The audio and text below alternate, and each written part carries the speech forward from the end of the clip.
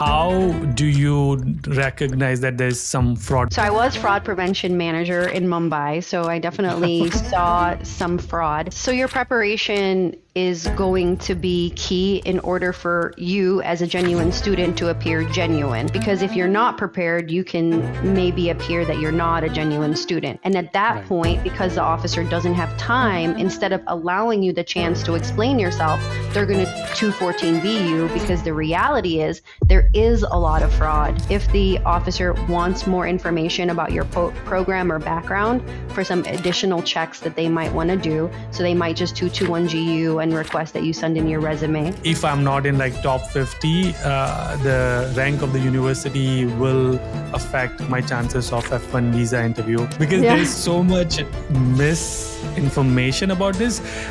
People say that, okay, for example, there was a subscriber who said they wanted to go to UTD because like their elder brother is in Dallas working for a tech company, and so the consultancy they are like using, they said no, that will basically reject your visa because you are trying to go to the same state or city where your sibling is. And I'm like, that didn't make sense to me. So this what do you think about this situation? It's true that community colleges have higher refusals at the window. Totally true.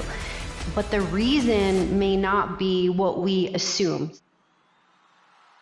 All right, so Yvette was a visa consulate officer in Mumbai and Delhi, where she interviewed thousands of students and have approved and denied their visa. She understands what goes into rejections and approval. She knows in and out about it.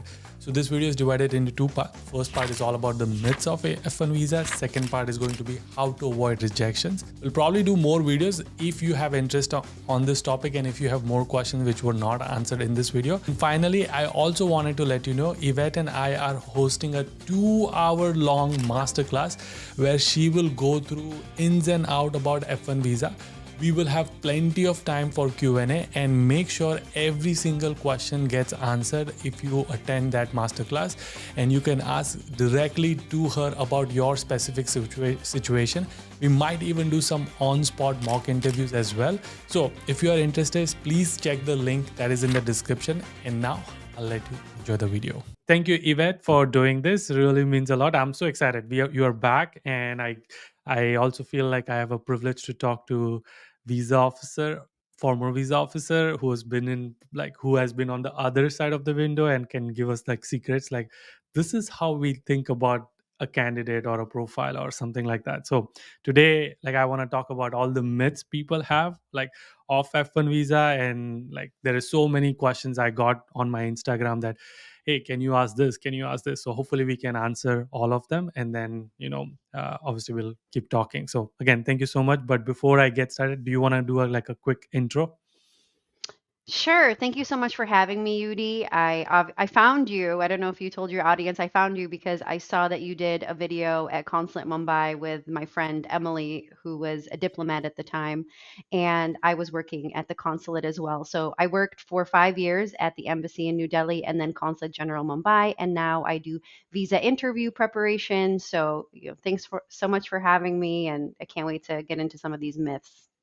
Nice. So you have interviewed students and accepted or like approved and rejected. Right. So I adjudicated about 40,000 visas, and a good chunk of Wow. those were F-1 visas. So I approved visas, I denied visas, I 221G'd a lot of visas, I did interview Mm. waiver, and I've also done a lot of webinars since I left the State Department, as well as consultations with students, and worked with education institutions in the United States, as well as agencies in India and other countries. So I have been entrenched in F-1 visas for a long time. Nice. Okay, cool. So let's start with the myth number one. I think this is like most common myth, that does my low GRE score impact not H1B, F1 visa, because I have low GRE score, so that means I'll get rejected. Is this true? Okay, so first let's do a disclaimer. This is not legal advice, and it's all based on my experience as a former consular officer and as and as someone who has done visa interview preparation and been in the education international global community. Okay, so not legal advice. Also, know that anything we say is a generalization in a way, because each individual case is different. So we can talk about generalization. So in terms of low GRE, of course, if you have a high GRE, that's going to be a strong point, and if you have a lower GRE, that may or may not impact you. Some consular officers will not even ask or care about your GRE.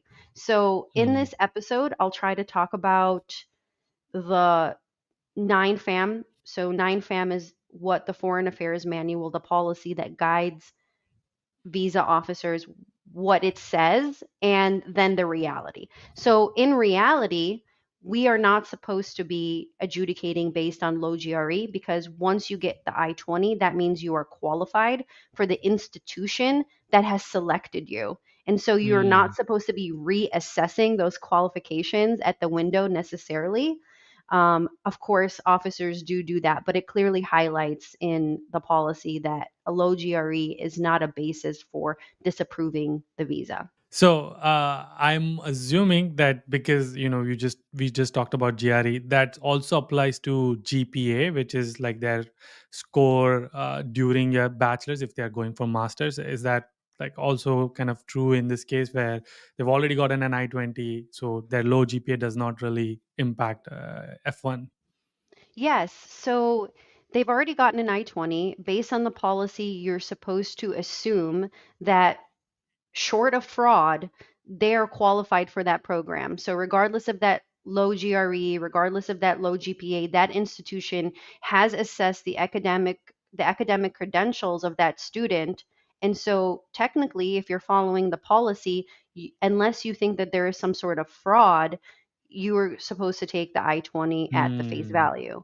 And in go ahead, Yudi. I was gonna ask, like, so how do you recognize that there's some fraud? Because you literally get 2 minutes with a candidate. So are you guys like trained to find like, okay, I think this there must be something sketchy going on, so I want to dig deeper? Okay. So I was fraud prevention manager in Mumbai, so I definitely saw some fraud. So if you're asking a student, okay, you went to this engineering school for your undergrad, now you're going into this program, and the Hmm. student doesn't cannot answer engineering questions, or is something seems off, you could ask for his transcripts. And when you look at his transcripts, things may seem off about the transcripts. You can start to ask for Hmm. documents at that point when you start to suspect that this person's story is not lining up with the school he got into. So that is how you could be like, okay, it's not just a low GRE or a low GPA. Something is off about this student. Once you start to ask for documents, you can check those documents. Now, what generally happens is any doubt that you give the consular officer, they're just going to 214 BU, because they don't necessarily have the time unless they're really suspecting fraud. I mean, obviously, if they ask for a transcript and it does not look like a genuine or real transcripts, and there are tells, it doesn't, if you've seen enough transcripts, things seem off, maybe, various points, then, certainly that officer will submit that information to fraud. But most of the time, if things seem off, the next question will not be, where is your transcript? It'll be a 214B letter. So, Mm. And so I think sorry, I know we're gonna cover myths, but I think I want to hone in this point that so the real thing comes into is like your preparation or like how you answer things, because you could be really nervous when they're asking, and then they might say like, okay, there's something off, like why, and that's where it could get into like this digging in more. yes. So your preparation is going to be key in order for you as a genuine student to appear genuine. Because if you're not prepared, you can maybe appear that you're not a genuine student. And at that Right. point, because the officer doesn't have time, instead of allowing you the chance to explain yourself, they're going to 214B you, because the reality is there is a lot of fraud, and there are a lot of people who are not genuine Mm. in their intentions Mm. at the visa window. And so the answer is 214B most of the time, not Mm. additional questions to give you the benefit of the doubt. right? Yeah. And if for people who don't know, what is 214B? 214B is a blanket code for having weak ties or essentially not being able to convince the consular officer of your intent. So it's a Mm. blanket code that means that you are not qualified based on ties, but it really means any one of the factors that are outlined in the policy that you're not meeting the criteria for that specific visa class, whether it's you're not showing enough finances or you're not convincing them that your intent is to be a student. You'll get a 214B letter and it will not highlight exactly why, Why? Mm. Yeah. which it should. I think it really should. You 214B means you on the letter it says you have weak ties, and the parameter for a B1 B2 visa and an F1 visa in terms of ties are different, and that is also outlined in the law. So there's a lower standard for having an established life and an established residence abroad for an F1 visa, yet they're given the same denial code, and Mm. there is no subsequent follow up for what the specific reason was for that denial. So a lot of people are Yeah. left Yeah. confused, but maybe it's easier Mm. for the consular officers Mm. just to, I mean, Yeah. not off that. Yeah. And I know we're gonna do like a separate video on how to avoid rejections and then possibly masterclass as well. Before I get to like next part, I also want to talk about 221G. What's 221G for? I understand what is 214B for now.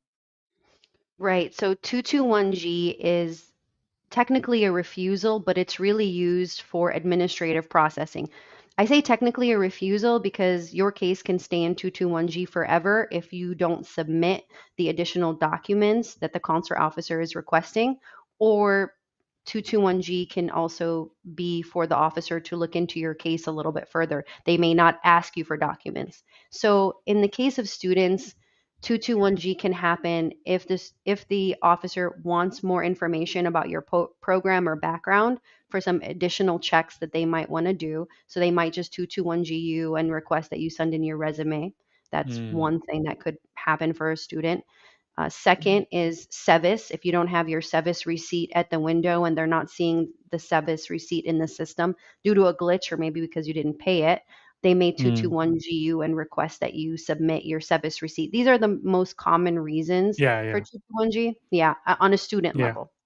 Yeah, and I know this because I obviously know you that you also help students to like preparing the mock and like DS 160 and how to frame the answers and obviously when understand their story and then how to best present their story.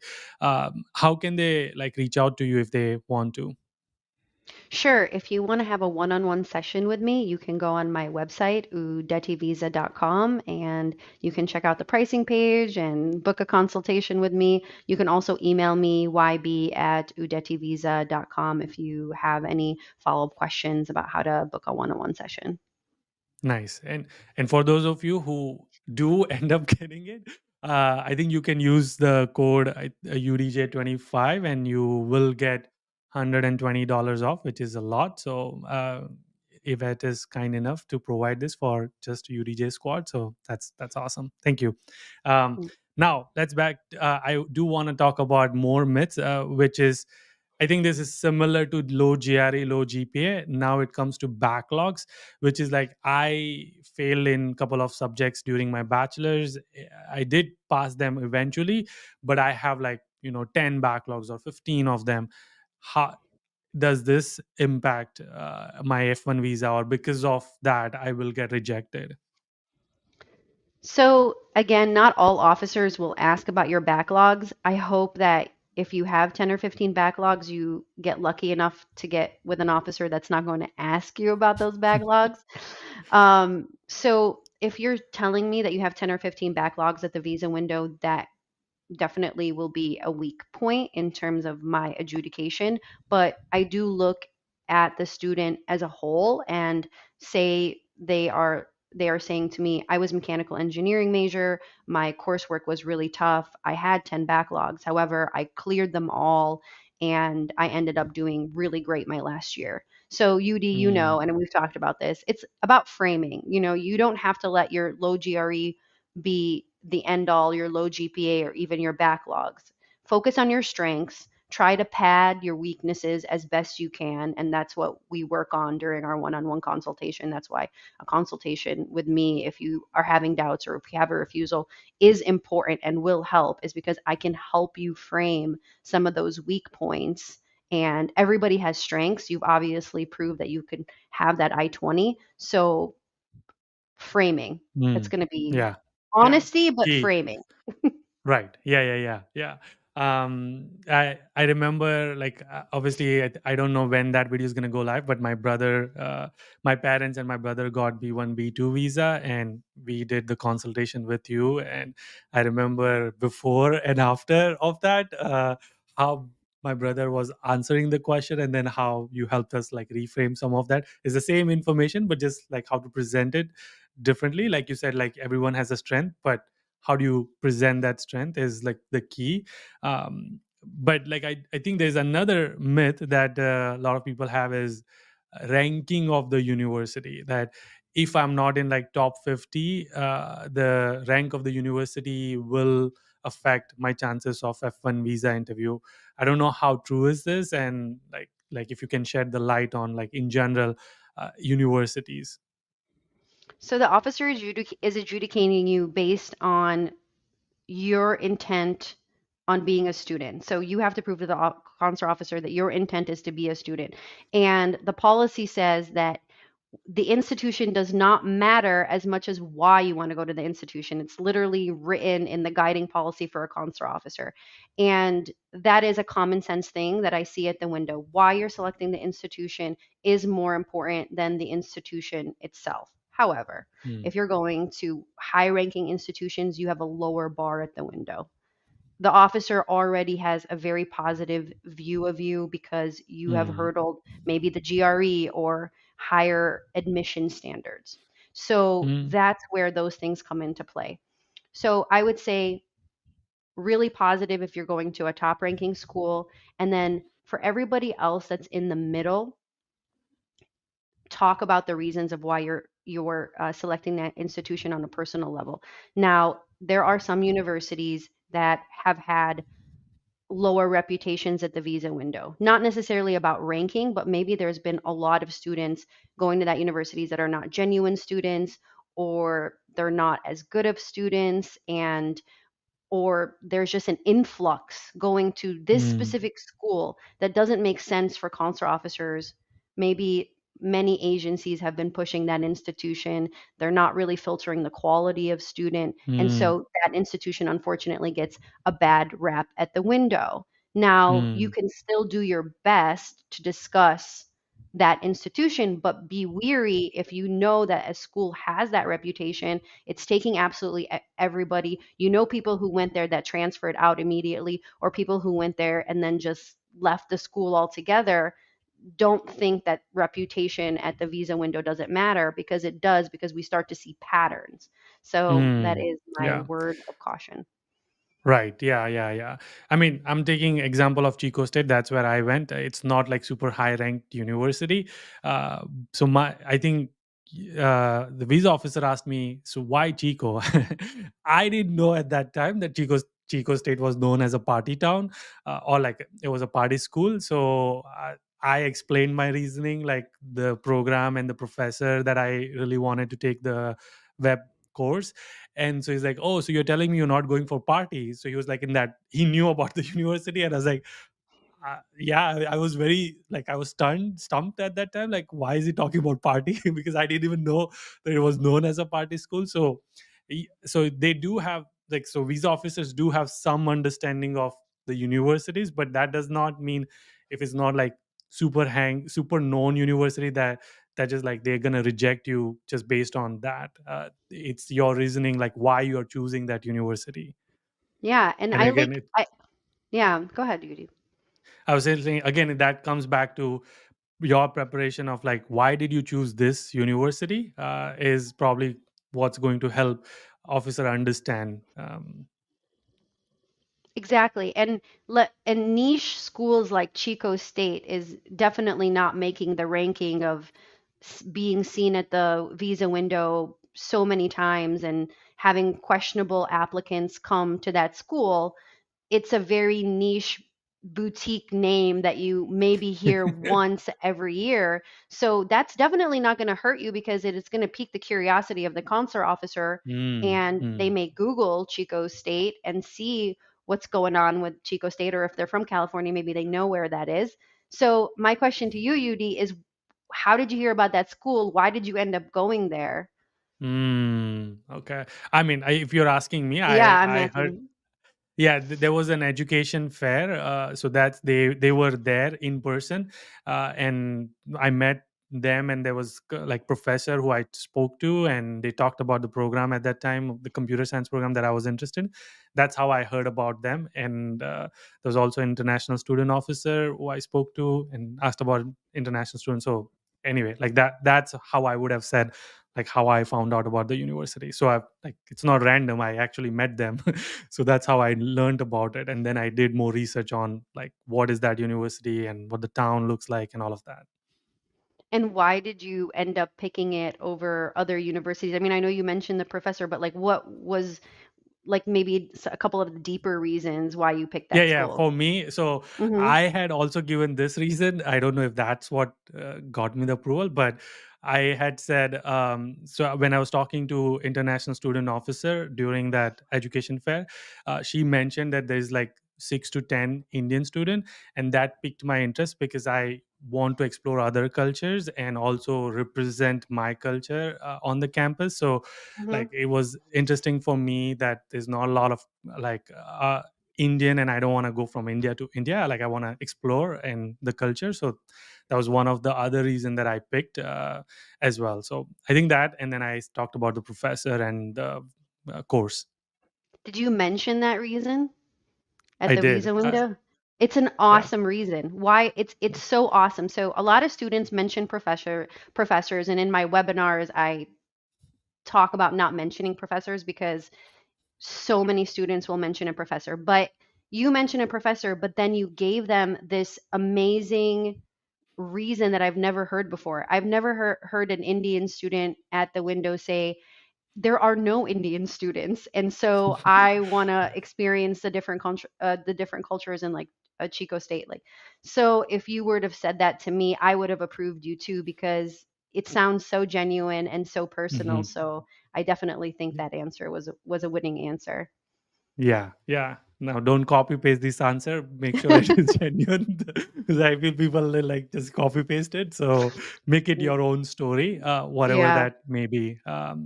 I agree. Cool. Yeah. Other myths that people have is this is like series of like same category that my uncle or my distant relative is in United States, have either H1B or green card. Hmm. Is this going to impact me somehow, Hmm. even if though I've not mentioned it on my DS-160, and if I have mentioned it on DS-160? Okay, so on the DS-160, it asks about your parents, and then it asks if your parents are in the US. And then the next question is, do you have any immediate relatives? So immediate relatives are just your blood siblings. And I know that, everyone in India has brothers that are really their cousin brothers and, your cousin sisters, and you call them your sisters. But the good news is all you have to do is mention your blood siblings on the DS-160. So anybody beyond that, you're not obligated to list on the DS-160. That's one thing. And Mm, then the second thing is that at the visa interview, don't feel obligated to mention distant relatives that you don't talk to or you're not going to visit. So if you're mm, going to visit them, obviously be honest, you're visiting them. If you don't talk to them, just say, I have some distant relatives, or I know of some people, they're pretty distant. I don't communicate with them, nor are we planning on connecting with them in the United States. mm. So don't feel obligated. In terms Yeah. of whether that hurts or helps you, it's all about the overall story that you have and your intent of travel. So why you're going to the United. So in terms of an F1 visa, I liked personally seeing that you had a sibling in the United States that was on an H-1B visa, because Mm, the law was written is that I'm supposed to adjudicate you based on your current status as a student and not necessarily speculate on your long-term activities. And I was also told that approved activities in the United States could be that you could be on an H-1B, because that's all within legal, that's all legal status, right? So seeing you in the seeing that you have a sibling on an H-1B for me meant that there are funds coming in somewhere in your immediate family, and that someone has done it before in a way that was ethical and legal. And if you're mm, and what are the odds of you as a student not following the footsteps of your sibling versus following the footsteps of your sibling. So seeing an mm. H-1B, it just Interesting. means, Yeah. yeah, that's how I looked at it. I see money, I see credibility, and I see a path Mm. forward for you. Maybe that's your dream. And I have no issue with people who, maybe I'm speculating. Go ahead. Yeah, and I mean, sorry, like I couldn't control because there is Yeah. so much misinformation about this.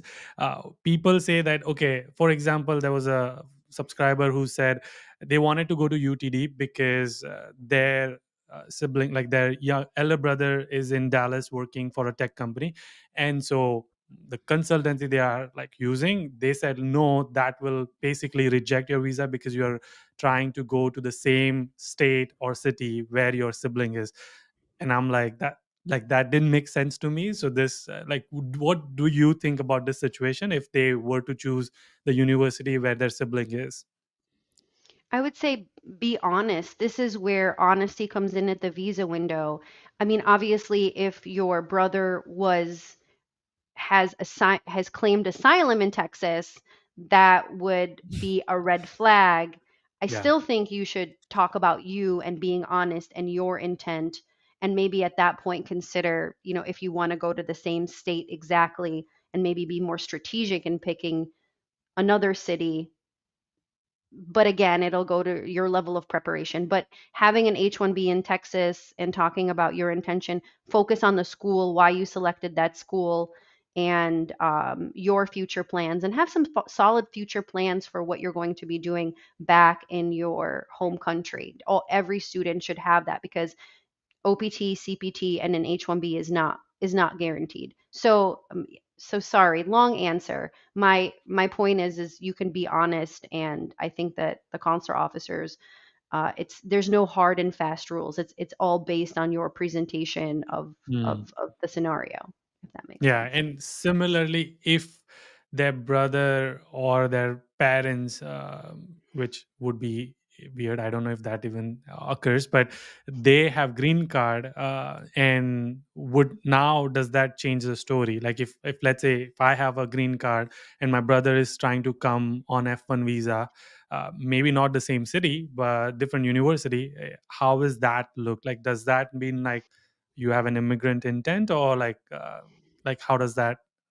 each Yeah. each case is different. So if you have a green card because you were an H-1B, and your brother wants to go on an F-1 visa, again, you have a sibling that has appropriately used their visa up until their employer issuing a green card. That's different than if you're going on an F-1 visa, you have parents and a sibling in the United States, and you can't answer how they got there.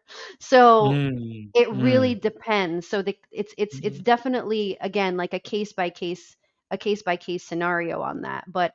Yeah. But in terms of the H-1B sibling in the United States, to be clear, in my personal experience, I always looked at that as a positive thing. If you had an H-1B sibling in the Mm, United States and you were interesting. coming Yeah. in that specific narrow thing. Yeah. Yeah. Cool. Another common, this was like the most requested question, like my gap year. So I graduated 2023. I didn't go for masters immediately because I was doing something else. And how is that gap year seen by a visa officer? Is that a negative that, oh, why did you not go directly to masters? Or if they didn't do, like, how should someone tackle that? Okay, I'm gonna kind of throw this back at you because I've also heard this question so many times. I've answered this question so many times. But my question to you, Yudi, is where is this coming from? Where is 1 year, having a gap of 1 year, coming into play as this panic mode among Indian students? Do Right. you, So, yeah. yeah. So 2023, last year, like the recession was super high. So people are like scared.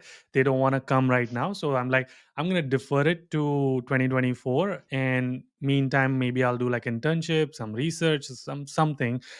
So now there's this gap. Community colleges, how are they looked? Because there's not obviously a lot of demand for community, but there are some.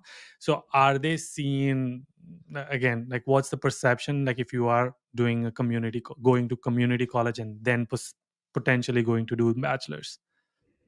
Yeah, I love your Chico State example because it's such a good example. Because Yeah. Chico State might as well probably have been on the level of a community college. Would you say that's true? Like in terms of maybe a lower admission rate Yep. Yeah. I potentially? mean, it is one of the California State University, but it does have like affiliation with Butte, which is community. So a lot of students who go to Butte go to Chico State, and Chico State professors teaches in the community. So there is like it is like there is a lot of community college students go to Chico State. And I love that explanation. So it's true that community colleges have higher refusals at the window. Totally true. But the reason may not be what we assume. So if you're Mm. going to a community college, maybe some of those students are not as ambitious academically, they've done worse in their background, and maybe some of them are not genuine students. And so that's why we see higher refusals. So Mm. a lot of genuine students will shy away from even picking a community college. So it's hard to assess whether it's the quality of students that are causing the higher refusal or the fact that it's a community college. I think if you're able to convince the consular officer of why you selected that community college in a compelling way, that you can have just as much of a shot as anybody else at the visa. Okay. And Mm. you gave me a great example. Butte is a community college that feeds into Chico State, and the professors cross function. So I'm going to Butte. The reason I selected Butte is because I can have lower tuition while I take some of my electives, so that way I can afford going to Chico State, which is the filter school. Now I don't Mm. look stupid, do I? I look really smart. So so I think that you can sell a community college, but you definitely need to know Mm. what you're doing. You can't just Right. haphazardly go there with Yeah. a community college I-20. Yeah. Yeah. Cool. Okay.